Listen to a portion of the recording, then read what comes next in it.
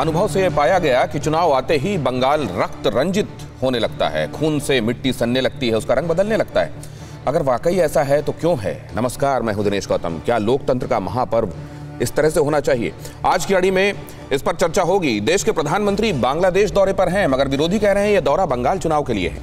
अब क्या है कनेक्शन? क्यों है ऐसा प्रोजेक्शन? आज हम समझने की कोशिश करेंगे। आज की अड़ी में हम आपको एक ऐसा समीकरण बताएंगे जिसमें बीजेपी अगर जिसे साधने में कामयाब हो गई तो लिहाजा उसके लिए जो पूरी चुनावी तस्वीर है वो बदल जाएगी। कैसे होगा ये? बंगाल में दीदी की जीत को मुश्किल करने के लिए क्या किया जा रहा है, पर इस तरीके के समीकरण को साधना इतना आसान भी नहीं। क्यों, बताएंगे। साथ ही चुनावी खर्चों का जिक्र होगा। सोशल मीडिया पर खूब जोर शोर से खर्च हो रहा है। इस खर्चे का किंग कौन है? क्या वो जो सबसे असुरक्षित महसूस कर रहा है या वो जो जीत का बड़ा दावेदार है? जानने की कोशिश होगी। इसके अलावा हमारे साथ होंगे बेहद खास मेहमान जिनकी नजर से हम समझने की कोशिश करेंगे कि बंगाल के नब्ज अभी कैसे धड़क रही है। हम उनसे बातचीत करने की शुरुआत करें उससे पहले दिखाते हैं आपको ये बड़ी खबर। नंदीग्राम के संग्राम से एक्सक्लूसिव खबर है। ममता पर शुवेंदु अधिकारी का बड़ा आरोप, मुझे नंदीग्राम जाने से रोकने की कोशिश हुई। ममता बेगम ने यह काम करवाया है, शुवेंदु अधिकारी ने कहा। टीएमसी ने खास समुदाय के लोगों को भड़काया और मुझे नंदीग्राम जाने से रोकने की कोशिश हुई। हमारे साथ में शुवेंदु अधिकारी हैं, इस समय यहाँ रास्ते पे चल रहे हैं कहीं दर्शन करने के लिए। शुवेंदु जी, आज आपको रोका गया है और लोहे की रॉड एक समुदाय का कुछ लोग को भड़का के 40-50 लोग को भड़का के ये काम टीएमसी नेता ने किया, ममता बेगम ने किया। कहाँ पर किया है ये, किस जगह पर हुआ? नहीं, मेरा सामने नहीं हुआ। 3 घंटा से क्लियरेंस नहीं मिला। पुलिस और सीएपी मेरा साथ, डीजीपी और आला ऑफिसर के साथ बात हुआ, इलेक्शन कमीशन के साथ बात किया। आपको अंदर नहीं घुसने दिया? नहीं, मैं तो घुसा, थोड़ा टाइम लगा। अच्छा, आपको रोक के रखा, 3 घंटा रोक के रखा? नहीं, मुझे नहीं रोका। पुलिस का क्लियरेंस, पुलिस तो यहाँ सटा हुआ है। सोच रहा है बेगम आएगा फिर एक बार थर्ड टाइम के लिए। अच्छा, मैंने आपके छोटे भाई देवेंदु से बात की, उन्होंने कहा कि लोहे की रॉड और स्टिक लेकर के केंदी मारा कोई जगह बताई जहाँ पर लोग पहुंचे हुए थे। क्या मामला था? हाँ, गुंडा को इकट्ठा किया था। इस पूरा जीपी में इधर थोड़ा मिक्स्ड एरिया है, पॉपुलेशन समझ लीजिए। इसमें लोग जो खास करके जो सनातन मानता है वो लोग को डरा रहा है वोट देने के लिए। मैं घुसा, तोड़ दिया इस एरिया। इसमें डेमोक्रेसी रेस्टोर करने का लड़ाई है। और इलेक्शन कमीशन देख लीजिए क्या हालत है। इधर सीएपीएफ है, सीआरपीएसएस भी है और वो इलेक्शन पूरा एडमिनिस्ट्रेशन इलेक्शन कमीशन का अंडर में है। लेकिन एक कैंडिडेट को रुकावट डाल रहा है कुछ लोग और पुलिस खड़ा होकर देख रहा है। ये कड़े कार्रवाई। ममता बानो का संबोधन तो हम सुनते आए हैं, ममता बेगम एक नया संबोधन हमने सुना। कब से ये संबोधन चलन में आ गया ये भी हम समझेंगे। डॉक्टर निखिल प्रसून, प्रवक्ता भारतीय जनता पार्टी बंगाल, हमारे साथ इस चर्चा में हैं। कमरू जे चौधरी हमारे साथ जुड़ रहे हैं, प्रवक्ता हैं बंगाल कांग्रेस के। बादल देवनाथ हमारे साथ जुड़ रहे हैं, राजनीतिक विश्लेषक हैं, तृणमूल कांग्रेस की तरफ झुकाव रखते हैं। हमारे साथ प्रोफेसर गीता भट्ट जुड़ रही हैं, राजनीतिक विश्लेषक हैं, दक्षिणपंथी विचार हैं उनके, ऐसा कहा जाता है। शीतल सिंह हमारे साथ जुड़ रहे हैं, राजनीतिक विश्लेषक। आप सभी मेहमानों का बहुत स्वागत करता हूं और सबसे पहले तो यही समझ लूं कि ये ममता बेगम, ये क्या संबोधन था निखिल प्रसून? देखिए, जिस तरह से तुष्टीकरण की राजनीति के आधार पर पिछले 10 वर्षों से यहाँ तृणमूल का कुशासन चल रहा है, उसका प्रतिफल ये हुआ कि कल एक तृणमूल के नेता ने यह घोषणा कर दी कि हम लोग चाहें तो 4 पाकिस्तानी हम बना सकते हैं। तो आप अब ये समझ लीजिए कि तुष्टीकरण अपने चरम पर है। हमारे इतने बड़े नेता श्री शुवेंदु अधिकारी के रास्ते में रोड़े अटकाने का प्रयास किया गया। और मुझे लगता है कि अब भी बंगाल का जनमानस जो है ये समझ रहा है इस वक्त कि पूरी तरह सनातन धर्म को आत्मसात करने के साथ साथ अपनी बंगाली अस्मिता, अपनी पहचान, अपनी सभ्यता और संस्कृति की अगर रक्षा करनी है तो भारतीय जनता पार्टी, मतलब राष्ट्रवादी पार्टी काम नहीं आया लोगों में भरोसा जगाने के कि हम अपीजमेंट नहीं करते, क्योंकि हम एक हाथ में भगवा और एक हाथ में तिरंगा लेकर के अपना संकल्प पत्र लेकर के बंगाल की जनता के चरणों में अपने आप को समर्पित करने के लिए उद्यत है, जो कि 2 मई को परिलक्षित होगा। ठीक है, तो आपने ये कहा कि अपीजमेंट की वजह से क्या इस तरीके के संबोधन सामने आ रहे हैं। आता हूं आपके पास डॉक्टर निखिल प्रसून, लेकिन बादल देवनाथ, दैत्य दानव रावण, उससे तो बुरा नहीं है यह संबोधन?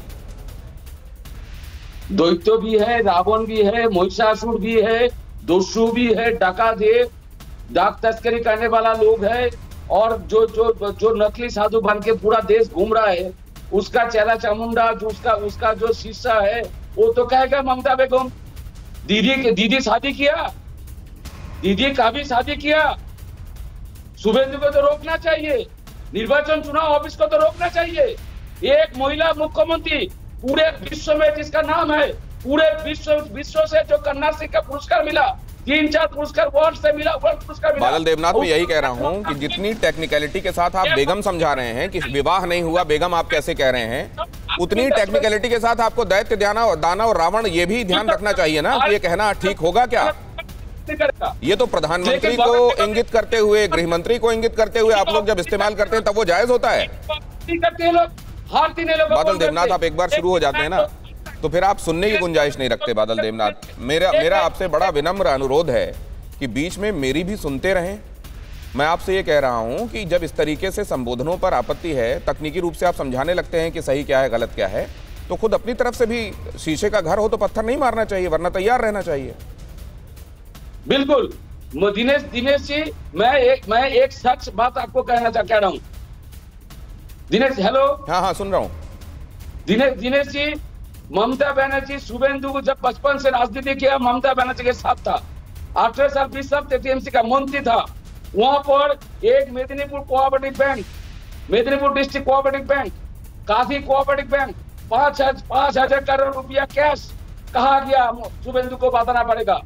दूसरा शुभेंदु को आज क्यों बताना पड़ेगा? तब क्यों नहीं बताना पड़ा जब वो मंत्री थे आपके साथ? सवाल तो यही है ना। लेकिन शीतल सिंह के पास मैं जाना चाहता हूं, वरिष्ठ पत्रकार हमारे साथ इस चर्चा में जुड़े हुए हैं। शीतल सिंह जी, ये क्या चल रहा है? ये क्या वोटर्स को पोलराइज करने के लिए, उनके रगों में खून को और तेजी से दौड़ाने के लिए संबोधन होते हैं, या इसका कोई और भी अर्थ होता है? नहीं, है हम लोगों का यह अनुभव है कि वो एक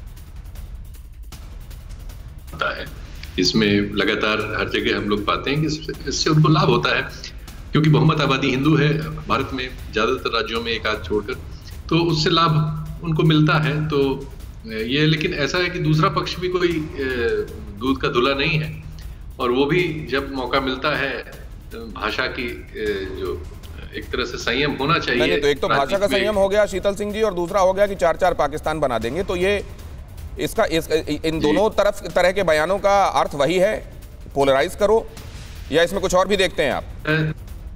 दूसरी तरफ तो उनको आप कहें या ना कहें, वो पोलराइज है, वो इस तरह के समाज है। एक तरफ पोलराइज है, दूसरी तरफ पोलराइज करने की कोशिश की जा रही है। लेकिन ये हर चुनाव में जो कुछ होता है वो नजीर बनता है। क्या नजीर भी बनता है गीता जी? और इस हिसाब से भी क्या ध्यान रखा जाता है क्या करना है क्या नहीं करना है? या आचार संहिता के हिसाब से अगर कुछ हो गया गलत तो उसके लिए माफी मांग ली गई, बाकी सब देख लिया जाएगा? और नजीर का किस तरीके से अपने चरित्र को लोगों के सामने रखना है, लीडर्स को, इसका कोई ख्याल नहीं है। जी दिनेश जी, देखिए ये दुख की बात है कि आजकल अगर आप देखें तो जिस प्रकार से जब चुनावी कैंपेन चल रहा है उसमें जिस प्रकार की भाषा का प्रयोग किया जा रहा है, अगर आप देखें तो ममता बनर्जी ने कितनी बार, मतलब आप ये देखें कि जिस प्रकार जितने भी विपक्षी नेता हैं, प्रधानमंत्री से लेकर बाकी अगर भारतीय जनता पार्टी के जो अध्यक्ष हैं, उनको किस प्रकार से, मतलब बहुत ही अपशब्दों में मखौल उड़ाते हुए मंच से जिस प्रकार से बात लेकिन इसमें कमी कौन छोड़ रहा है? तो ये उधर से किया गया। मैंने अभी इस बात को टोका बादल देवनाथ से पूछा, लेकिन गीता जी ये बताइए, एक महिला मुख्यमंत्री के लिए, महिला के लिए संबोधन, कभी कोई कहता है बरमूडा पहन लो, कभी कोई कहता है कि ये बेगम, ये शोभा देता है? देखिए, जहां आप देखेंगे कि ज्यादातर आपको जितने भी भाषण हुए, प्रधानमंत्री हैं चाहे गृह मंत्री हैं, सब ममता दीदी करके ही उनको संबोधित करते हैं। वो बात अलग है कि ममता दीदी ने कभी कोई कसर नहीं छोड़ी मंच से अपमानित भाषा जो है उसका प्रयोग करने की। लेकिन इसमें तो दिनेश जी कोई दो राय नहीं है कि जितने पिछले 2011 से जिस प्रकार से, मतलब आप ये कह रहे हैं कि प्रधानमंत्री और गृह मंत्री जो नजीर सामने रख रहे हैं, ये संस्कार आने में अभी शुभेंदु अधिकारी को वक्त लगेगा, आप ये कह रही हैं? देखिए, शुभेंदु अधिकारी जी ने ऐसा कोई, उन्होंने जो बात कही किस प्रकार से कही, ये बात तो जो उनका कहने का लक्ष्य था वो यह था कि जिस प्रकार से उनका झुकाव जो है, उनका उनका झुकाव जिस प्रकार से बड़े लंबे समय से एक तुष्टिकरण की राजनीति करने का है, उस पर तंज कसते हुए उन्होंने ये बात, जो समझ में आती है कि उन्होंने ये बात केवल तुष्टिकरण की राजनीति वो करती हैं, ऐसा कहने से काम नहीं चलता। उसमें जब तक बेगम ना जोड़ें तब तक क्या वो मीनिंग नहीं पहुंचता क्या टारगेट ऑडियंस तक? देखिए ये समझने की बात है कि क्या हम इस बात को झुटला सकते हैं कि ममता बनर्जी जो है, उनके ही टीएमसी के जितने नेता, चाहे बॉबी हाकिम है, वो तो खुलेआम प्रेस रिपोर्टर्स को बुला के जब अपनी विधानसभा क्षेत्र में बुलाते हैं तो कहते हैं कि ये मिनी पाकिस्तान है। और जिस प्रकार से वहां पे आप देखिए कि अभी जो आलम शेख है, उन्होंने, चलिए कुल मिलाकर आप ये कह रहे हैं कि इस चुनाव में जो हो रहा है वो उसकी नजीर ये है कि यहाँ कोई कायदा कानून दिखाई नहीं दे रहा है, कम से कम भाषा की मर्यादा के संदर्भ में। कमरू जी के पास मैं जाना चाहूंगा। कमरू साहब, इस मामले में आप लोग कम से कम इन वजहों से खबरों में नहीं हैं, ऐसा है या आप लोग खबरों में ही नहीं हैं? देखिए यहाँ पे गौतम जी, आपने आज एक बहुत अच्छा मुद्दा उठाया। कल 30 सीटों का इलेक्शन है, जिसमें कि बहुत कम जो है माइनॉरिटी संख्यक इलेक्शन में हिस्सा ले रहा है। इसमें ये 30-70 का पॉलिटिक्स हम बोलते हैं, ये 30-70 पॉलिटिक्स का शुरुआत है बंगाल में 8 फेज का इलेक्शन का। जो ममता बेगम बोले हैं, चाहे 4 मिनी पाकिस्तान बना दिया जाए, कांग्रेस पार्टी कभी भी ये 30-70 का पॉलिटिक्स खेलेगी नहीं। उससे सत्ता में आए चाहे ना आए, उससे हमको कोई मतलब नहीं है, लेकिन हम 100% का पॉलिटिक्स हमेशा खेलते हुए आएंगे। दूसरी बात ये है, शुभेंदु अधिकारी बोलिए चाहे ममता बनर्जी का पार्टी बोलिए, आज के डेट में सबसे ज्यादा फायदा अगर पोलराइजेशन होता है तो इन दो पार्टियों को होगा। कमरू साहब, एक मिनट रोक रहा हूं, आपकी बातें और अच्छे से लोग समझ पाएं। आपने जो ये कहा कि 30-70 हम नहीं करते, हम 100% की पॉलिटिक्स करते हैं, तो बदरुद्दीन से हाथ मिलाने के बाद जो अमित शाह हर जगह कहते हैं, असम में आप लोगों ने मिला लिया, मुस्लिम लीग के साथ आप केरल में चले जाते हैं, आईएसएफ के साथ यहां आपका जो गठबंधन है वो हाथ मिलाता है, ये क्यों करते हैं फिर अगर 30-70 नहीं है तो? नहीं, आप एक भी बयान दिखा दीजिए दिनेश गौतम जी, मैं ओपन चैलेंज कर रहा हूं आपको, जितना भी पार्टियों के साथ में कांग्रेस पार्टी गठबंधन किया है, इस तरह का 30-70 पॉलिटिक्स कोई एक भी बयान दिखा दीजिए, हम पॉलिटिक्स छोड़ देंगे आपको। नहीं, ऐसे लोगों से आपको इस तरह आपको बदरुद्दीन के साथ क्यों हाथ मिलाना पड़ता है? 30-70 तो हो रहा है ना सर। देखिए कोई सीधे करता है, हाथ मिला लेता है, कोई अपनी बातों से बताने की कोशिश करता है कि बेगम अगर जोड़ देंगे तो संदेश पहुंच जाएगा। नहीं, आप गलत हो। 30-70 का पॉलिटिक्स हम नहीं खेलते। ओपनली हेमंत बिश्व शर्मा ने बोला कि हमको 30% मियां लोग का वोट नहीं चाहिए। असम में मियां मतलब होता है एक समुदाय। ओपनली आपका डिप्टी चीफ मिनिस्टर ने बोला। यहाँ पे बंगाल में शुभेंदु अधिकारी बोले हमको 30% का वोट नहीं चाहिए। कौन खेल रहा है 30-70 का पॉलिटिक्स? कल किसी टीएमसी का नेता ने बोला कि हम इसको 4-2 पाकिस्तान बना देंगे, लेकिन कांग्रेस या कांग्रेस का सहयोगी दल जिससे भी अलायंस किया है, बोल दीजिए कौन ने किससे स्टेटमेंट दिया? तो आपका अगर बड़ा स्वाभाविक अलायंस था, अगर ये बड़ा स्वाभाविक अलायंस है, 30-70 वाली बात नहीं थी, तो आपके अपने यहाँ के नेता क्यों कहने लगे थे कि जो फिर हमको सही नजीर, हम कथनी और करनी में अगर अंतर करेंगे तो ठीक नहीं होगा, हमको आईएसएफ के साथ नहीं करना चाहिए, वो कम्युनल है। फिर आप ही के यहाँ वाले एक आते हैं, वो कहते हैं कम्युनल नहीं है, वो तो रिलीजियस है। ये क्यों करना पड़ता है फिर आप लोगों के यहाँ? देखिए, आपको मैं याद दिला दूं, जब पीडीपी के साथ में किया था बीजेपी अलायंस, वो अनहोली नहीं था। वही पीडीपी मांग कर रही थी आजाद कश्मीर का, उस टाइम में आप चुप थे। एक बेसिक फर्क है, आपको मैंने ये सवाल पूछा था कमरू साहब, मैंने सवाल भारतीय जनता पार्टी से पूछा था, लेकिन एक बेसिक फर्क है, और आप तो यहाँ सिर्फ पीडीपी कह रहे हैं। मैंने तो उनसे वीपी सिंह की सरकार और उससे पहले 77 के बाद जो सरकार बनी थी मोरारजी की, उसके बारे में भी सवाल पूछा। वो ये कहते हैं देखिए हमने पोस्ट पोल किया था, हमने कभी प्री पोल हाथ मिलाकर हम नहीं गए, पोस्ट पोल के बाद बने हुए सिचुएशन में फिर से चुनाव ना लादे जाएं, इसलिए हमने ऐसा किया। इसका जवाब लेंगे और विषयांतर हो जाएगा, इसलिए अभी इसको यहीं तक रखते हैं। एक अहम खबर आपको बता दें, प्रधानमंत्री मोदी की दाढ़ी पर एक तंज आया है, वो हम आपको बताएं। उससे पहले आपको बता रहे हैं ये खबर कि 1 अप्रैल को बंगाल आ सकते हैं प्रधानमंत्री नरेंद्र मोदी।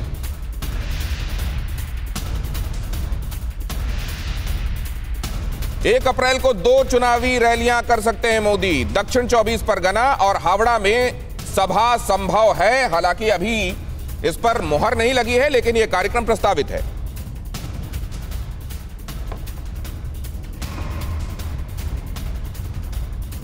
और आइए अब आपको यह समझाने के लिए चलते हैं कि पोलराइजेशन क्यों इंपॉर्टेंट लगता है पॉलिटिकल पार्टीज को।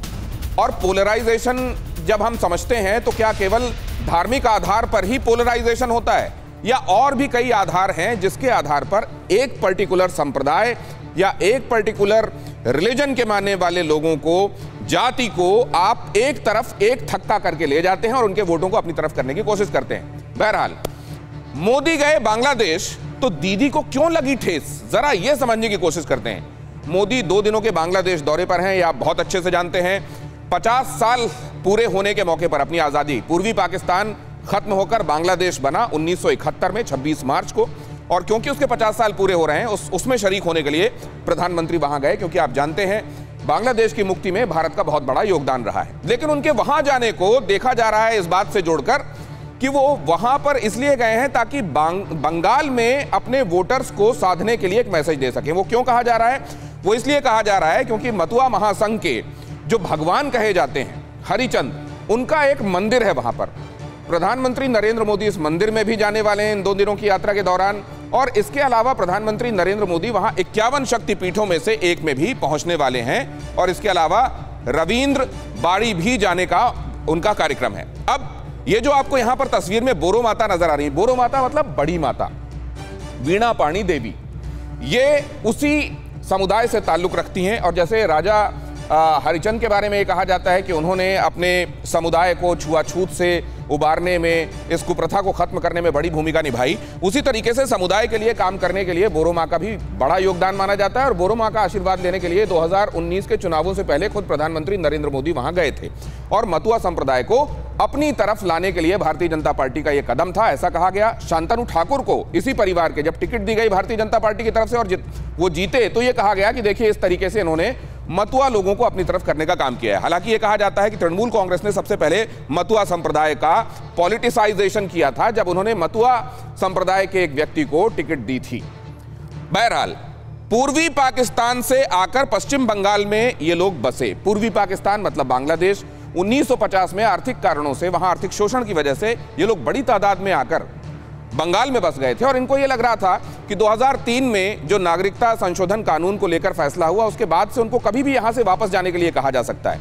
लेकिन अब जब भारतीय जनता पार्टी CAA लेकर आई तो उसके बाद यह कॉन्फिडेंस इन लोगों में आया कि अब देखिए हमको यहां से जाने के लिए नहीं कहा जाएगा और अब हम यहां निश्चिंत होकर रह सकते हैं। लिहाजा इनका झुकाव यह कहा जाता है कि प्रधानमंत्री नरेंद्र मोदी और भारतीय जनता पार्टी की तरफ बढ़ गया।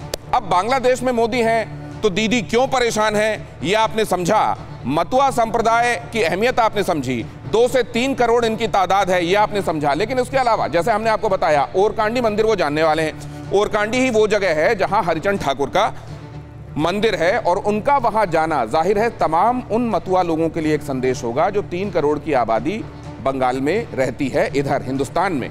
तो वहां से साधा जा रहा है बंगाल में मतुआ संप्रदाय के वोटर्स को, ऐसा आरोप लगा रहे हैं विपक्षी।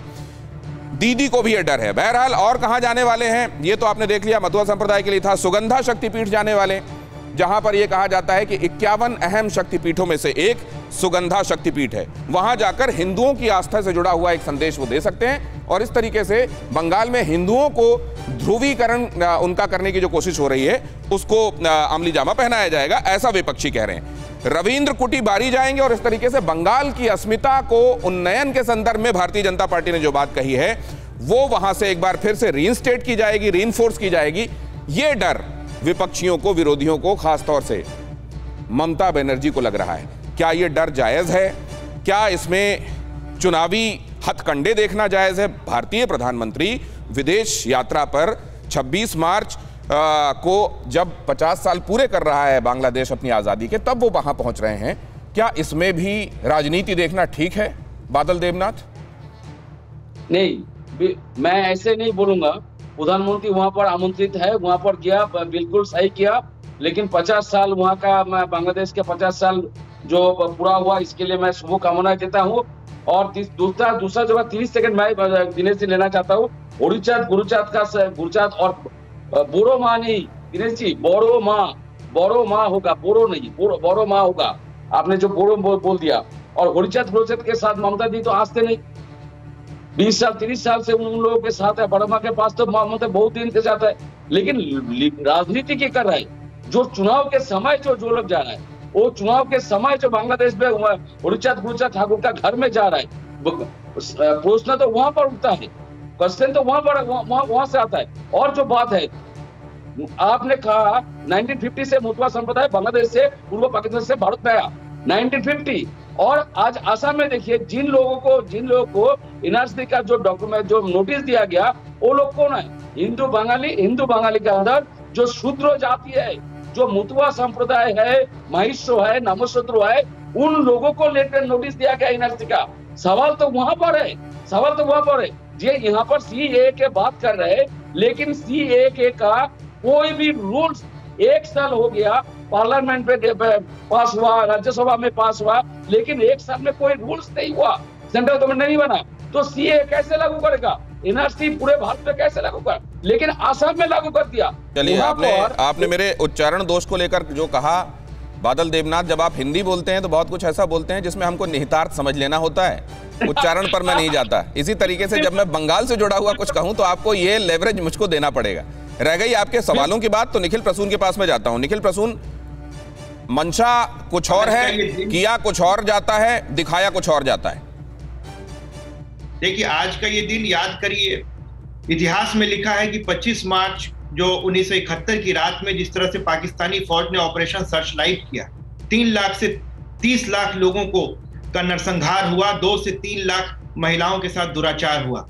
विश्व के इतिहास में जो नरसंहारों की जब गाथा कही जाएगी, उसमें सबसे बुरा नरसंहार था।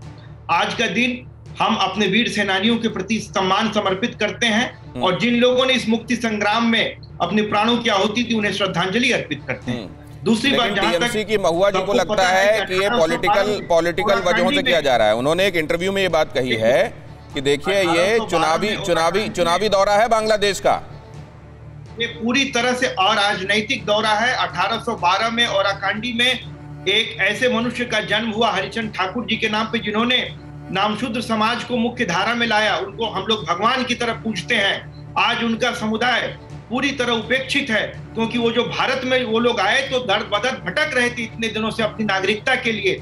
हमारी सरकार ने उनका जो सीएए का ध्यान अभी क्यों आ रहा है, सवाल यही है ना निखिल प्रसून। हमारी मुख्य धारा में लाने का जो हम लोगों ने प्रयोजन किया, उपेक्षा का ख्याल विरोध कर रही है। ये आज से तो नहीं रह रहे हैं ना मतुआ वहां पर। शरणार्थियों के विरुद्ध डॉक्टर निखिल प्रसून को मेरी आवाज जानी शुरू हो जाए तो मैं उनके पास एक बार फिर से जाऊंगा। लेकिन बादल देवनाथ, आप लोगों के 10 साल के काम के बाद भी मतुआ लोगों की ये स्थिति है? नहीं, ऐसा नहीं दिनेश जी। मेरा हिंदी खराब है, इसलिए मैं माफी मांगता हूं। नहीं, आपने वो तो लाइट नोट पर मैंने कहा था। मैं आपसे ये पूछ रहा हूं कि 10 साल में आप लोगों ने कुछ नहीं किया मतुआ संप्रदाय के लिए। उनकी स्थिति है कि भारतीय जनता पार्टी को ये कहना पड़ रहा है कि इनके काम अब हम करेंगे। नहीं, दिनेश जी, पूरा देश आपका प्रोग्राम देखता है। ममता बनर्जी मुतवा संप्रदाय के घर 30 साल 40 साल से जाता है, उन लोगों के सब कुछ किया है, फ्री में इलाज, फ्री में राशनिंग, सब कोरोना के समय में घर घर जाके ममता बनर्जी बहुत कुछ किया। वो मुतवा संप्रदाय भी जानते हैं, लेकिन पॉलिटिक्स कर रहे जो लोग, जो वहां पर 2 लॉबी हो गया। नहीं, और दूसरे आपके पार्टी के लोग ये क्यों कहते हैं कि प्रधानमंत्री वहां जा रहे हैं, ये राजनीतिक दौरा है, बंगाल में चुनाव साधने की कोशिश है, ये क्यों कहते हैं आपके पार्टी के लोग? आपकी पार्टी मतलब टीएमसी नहीं है। आपको बात को समझना होगा। ये मुतवा संप्रदाय के दो लॉबी हो गया।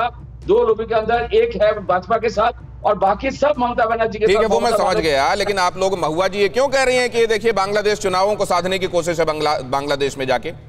तो मुतवा संप्रदाय के बाद अभी दिनेश जी प्रधानमंत्री जो को क्यों याद आए, सवाल तो मैं भी करना चाहता हूँ, पूरा देश सुनना चाहता है। जो 2014 से 2021 तक एक बार, तो आप ये कह रहे हैं कि 10 साल में हमने याद नहीं किया, तो वो याद क्यों कर रहे हैं? वो भी याद ना करें। शीतल सिंह जी, आपके पास आने वाला हूं इस बात को समझने के लिए मैं, लेकिन उससे पहले आपको एक खबर बता दूं। प्रधानमंत्री नरेंद्र मोदी की दाढ़ी पर ममता बनर्जी का तंज। चुनावी रैली में ममता ने दाढ़ी के जरिए किया हमला, उद्योग धंधे बंद, मोदी की दाढ़ी बस बढ़ रही है। सुनिए। ওদের দুটো সিন্ডিকেট, একটা হচ্ছে হোদেল কুতকুত, একটা হোদন কুতকুত, দাঙ্গাবাজ নেতা, দিল্লিতে দাঙ্গা করেছে, গুজরাটে করেছে, উত্তরপ্রদেশে করেছে। আর একটা হচ্ছে ইন্ডাস্ট্রির গ্রোথ কমে গেছে, শুধু দাড়ির গ্রোথ বাড়ছে, দাড়ির গ্রোথ বাড়ছে। কখনো নিজেকে বলে গান্ধীজির ওপরে, কখনো বলে রবীন্দ্রনাথের ওপরে, কখনো বলে নিজেই স্বামী বিবেকানন্দ আমার নিজের নামে স্টেডিয়াম করেছে। কবে দেশটা বিক্রি করে দিয়ে নিজের নামে দেশটাও করে দেবে। মাথায় কিছু একটা আছে ওদের গড়বড়, জানেন, স্ক্রু ঢিলে আছে। बादल देवनाथ, ये बरमुडा बुरा लगा था, दाढ़ी ठीक है? नहीं, मैं तो कहता हूँ दीदी भी जानती है।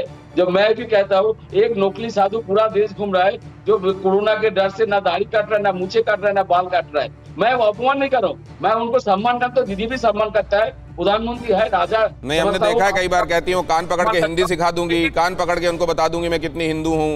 वो बहुत सम्मान करती हैं, वाकई दैत्य दानव सब कुछ कह देती हैं, वो बहुत सम्मान करती है। लेकिन शीतल जी के पास मैं जाना चाहता हूँ। शीतल जी, ये थोड़ा बांग्लादेश दौरा समझाइए, क्या है क्या? क्योंकि लोग ये कह रहे हैं कि पहले आइटिनरी में क्यों नहीं होता था हरिचंद ठाकुर? 2015 जून में भी तो गए थे वो।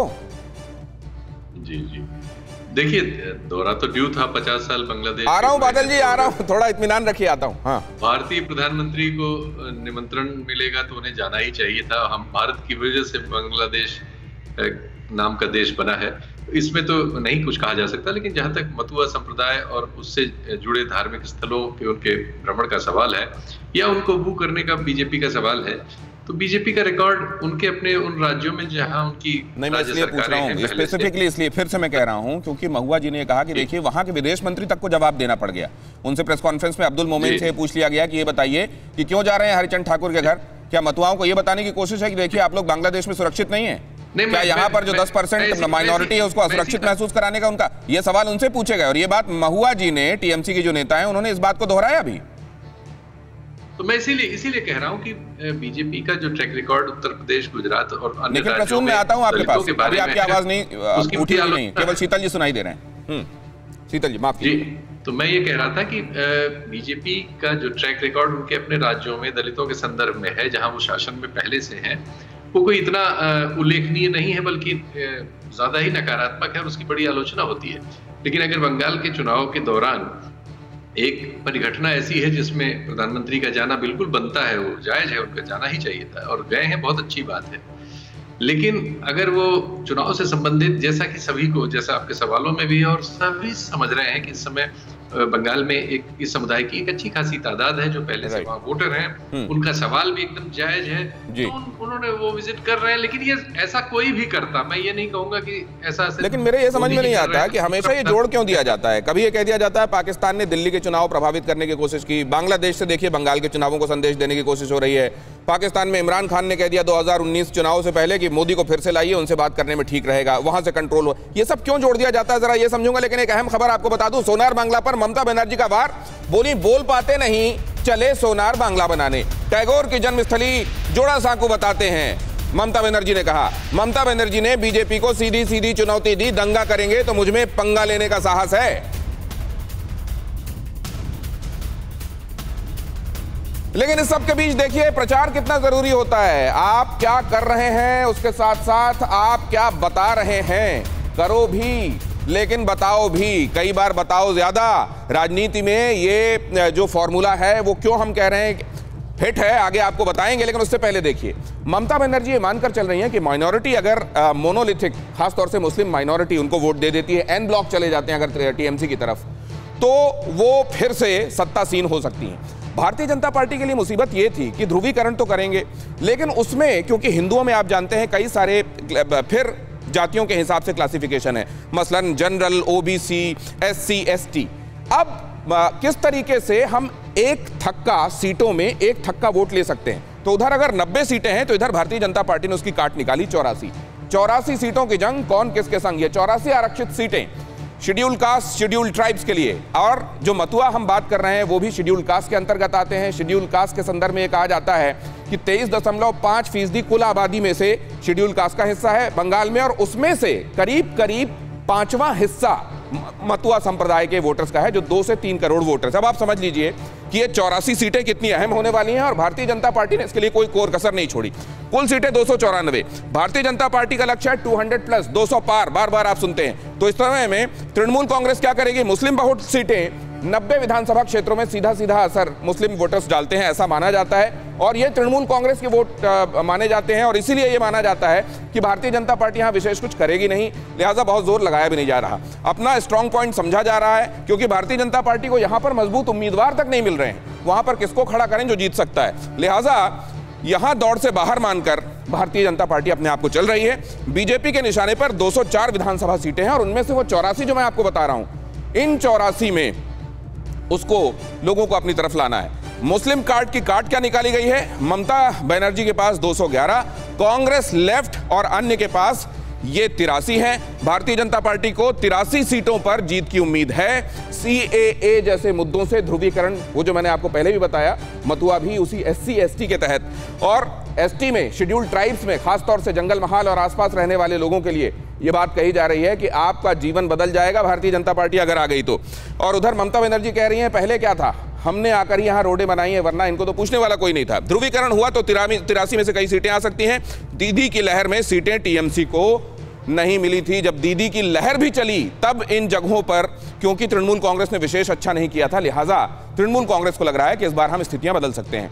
90 वर्सेस 84 की लड़ाई में पश्चिम बंगाल की 84 सीटें, क्योंकि ये आरक्षित सीटें हैं, रिजर्व सीटें हैं, यहां किस तरीके से शेड्यूल्ड कास्ट और शेड्यूल्ड ट्राइब्स को उनके लिहाज से मैनिफेस्टो में बातें करके हम उनको अपनी तरफ कर सकते हैं।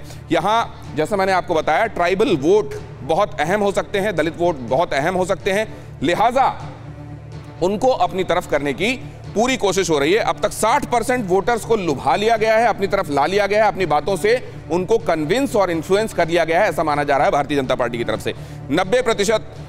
90 मुस्लिम बहुल सीटों का काट है, ये 84 सीटें, मतलब 90 वर्सेस 84 कर दिया गया है। 90 अगर तृणमूल कांग्रेस के लिए एक तरीके से उसके लिए सुरक्षित मानी जा रही हैं, तो इधर जो सुरक्षित सीटें, आरक्षित सीटें हैं SC ST के लिए, उसको अपनी तरफ लाने की कोशिश है। दीदी का दांव, दलित आदिवासी को 12,000 रुपए प्रतिवर्ष दिए जाएंगे।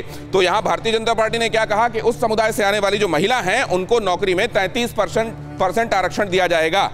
अब अगर ये दांव चल दिया गया है तो एक्चुअली क्या ये कारगर हो जाने वाला है, या सिर्फ ये चुनाव के वक्त किए जाने वाले दावे हैं और इस समुदाय ने, इन समुदायों ने अपने लिए। अब ये शीतल जी के पास मैं जाकर समझना चाहता हूं। शीतल जी, खासतौर से मुस्लिम हमेशा ये कंप्लेंट करते हैं कि बड़ी सरकारें आई गई पूरे देश में, सिर्फ उनको वोट के तौर पर इस्तेमाल किया गया। क्या ये जो कम्युनिटीज हैं इनका भी सिग्निफिकेंस सिर्फ वोटर के हिसाब से है? नहीं, इसमें तो कोई शक नहीं कि हमारे देश में जो डिप्राइव्ड सेक्शंस हैं, मुस्लिम्स उसमें से आते हैं। सच्चर कमेटी की रिपोर्ट से साबित है। और दलित, OBC वगैरह के लिए तो हमने संसद में और दूसरे माध्यमों में इसको पहले से माना हुआ है, संविधान में अंगीकार किया हुआ है कि वो है डिप्राइव्ड, उनके साथ ऐतिहासिक तौर पर अत्याचार हुए हैं। सबसे बड़ा सवाल तो फिर ऐसे में कमरू साहब से बनता है ना शीतल जी। कमरू साहब, आप लोगों ने वोटर ही बना रहने दिया इन लोगों को। आप कह रहे हैं, आप देखिए 70-30 की नहीं करते पॉलिटिक्स, और साथ में ये तो आपका परसेप्शन है सर जी। अच्छा, परसेप्शन है, बाकी इनकी हालत बहुत अच्छी है, एलिवेटेड है।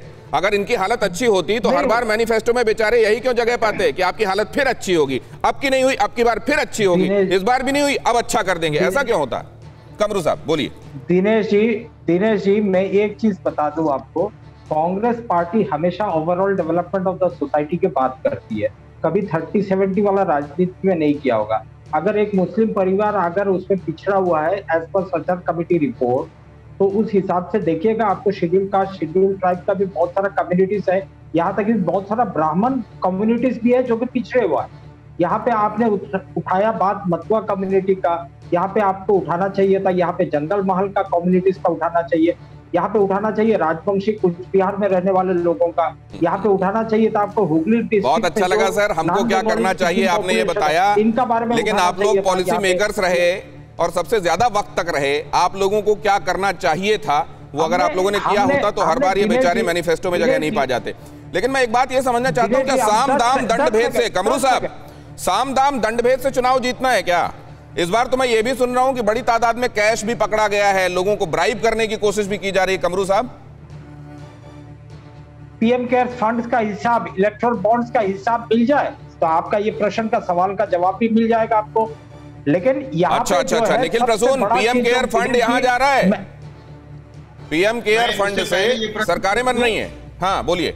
हमारे भूतपूर्व प्रधानमंत्री आदरणीय मनमोहन सिंह जी ने क्यों कहा कि देश के संसाधनों का अधिकार एक विशेष देश के संसाधनों पर सबसे पहला अधिकार एक विशेष समुदाय का है, पहला। दूसरी बात, राहुल गांधी ने क्यों कहा कि कांग्रेस वस्तुतः एक मुस्लिम पार्टी है। अगर ये 30 और 70 की राजनीति नहीं करते हैं तो इन दो सवालों का क्या औचित्य है, आप ये बताइए। पीएम केयर फंड को तो देख लीजिए, कई सारे पैसा वो कह रहे हैं कि पैसे का इस्तेमाल हो रहा है, घूम रहे हैं पीएम। ठीक है, मैं ये सवाल पूछ लूंगा, मैंने 70-30 पे उनसे कई सवाल पूछे हैं, लेकिन आप ये बताइए, वो कह रहे हैं पीएम केयर फंड का पैसा यहाँ लग रहा है। पीएम केयर्स फंड के पैसे से मैं पीपी पहन के कोरोना में अस्पतालों में काम किया हूं, मैं खुद न्यूरोलॉजिस्ट हूं, और अभी भी उनसे वेंटिलेटर्स आ रहे हैं। और यहाँ की मुख्यमंत्री महोदया ने कहा कि यहाँ कोरोना का मैनेजमेंट फ्री ऑफ कॉस्ट है प्रधानमंत्री से, जाकर के देखिए इन्होंने जो वोट कौन कर रहा है, ये बादल देवनाथ से भी पूछ लें, ये कैश वाली पॉलिटिक्स कौन कर रहा है बादल देवनाथ। मैं उससे पहले दिनेश जी 2 लाइन कहना चाहता हूँ। मुस्लिम को हम सब, दीदी हम सब वोट बैंक नहीं समझते, नहीं वोट बैंक नहीं समझते, नहीं बिल्कुल नहीं समझते, ये बिल्कुल बात है। इसको ये इतना स्थापित सत्य है कि आपको इसको दोहराने की जरूरत नहीं है। सूरज पूरब से उगता है, इसको आप दोहराते क्यों हैं, वो तो स्थापित सत्य है। मैं आपसे ये पूछ रहा हूँ, नहीं मैं आपसे ये पूछ रहा हूँ, वो जवाब दीजिए, कैश पॉलिटिक्स कौन कर रहा है। गैस पॉलिटिक्स कौन, कैश पैसा वो यस गैस पॉलिटिक्स कौन कर रहा है, भाजपा कर रहा है, भाजपा कर रहा है, ये तो सब जानते, इतना पैसा किसके पास है। और देखिए, मैं उससे ज्यादा जो सवाल जो है देश के लिए, जो मुतवा संप्रदाय का बात, मैं तो ये कहता हूँ बादल देवनाथ, तृणमूल कांग्रेस के लोगों से सीखना चाहिए दूसरी पार्टीज को। एक वीडियो जरा देखिए, मैं आपको दिखा रहा हूं, उसके बाद मैं आपसे चर्चा करूंगा। ये दिखाइए जरा।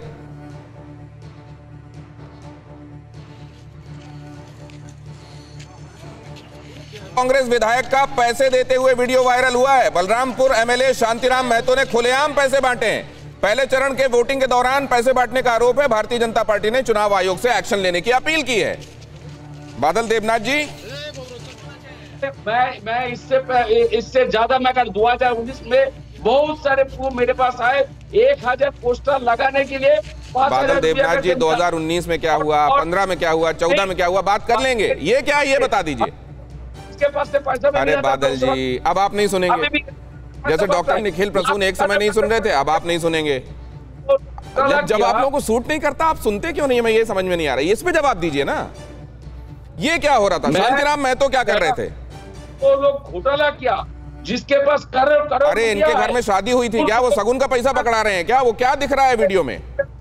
ये पैसा कहाँ लगाएगा, ये पैसा तो लगाएगा चुनाव में। उसको जो मैं तो दीदी के ऊपर जो फाउल किया, वो तो पीछे से किया, जो पीछे से हमला करते उसको तो कोई दिखाई नहीं देता है। प्रोफेसर गीता भट्ट से मैं ये समझना चाहता हूँ, प्रोफेसर गीता भट्ट, ये क्या है। और दूसरे, जब एक से पूछो तो वो दूसरे की 4 बातें गिनाने लगता है, मतलब सब एक जैसे हैं क्या।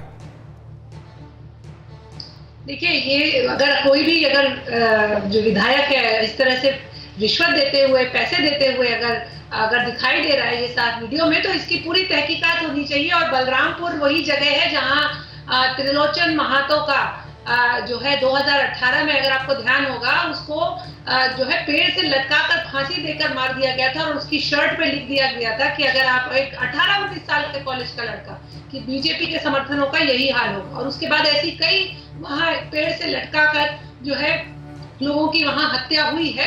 और बहुत सारे प्रोफेसर गीता भट्ट, लेकिन जब इस पर आते हैं ना, तो वो लोग ये कहते हैं, देखिए यहाँ अगर कोई नेचुरल डेथ भी मर जाता है तो भारतीय जनता पार्टी उसको ये दिखाने की कोशिश में लगे रहते हैं कि ये मर गया है और इसको टीएमसी वालों ने मार दिया है। और अगर टीएमसी वालों ने मारा होता तो उसमें कम से कम लिख के नहीं जाते कि देखिए हमने किया है। तो वो ये कह रहे हैं कि ये जो करने धरने वाले हैं वो दूसरे हैं। बहरहाल हम कहीं और चल जाएंगे। कमरू साहब, वक्त नहीं है, फिर किसी दिन आपसे लंबी बात करूंगा, बहुत शुक्रिया। लेकिन अड़ी में आज इतना ही, आपसे फिर मुलाकात होगी। बहुत शुक्रिया हमारे साथ जुड़ने के लिए।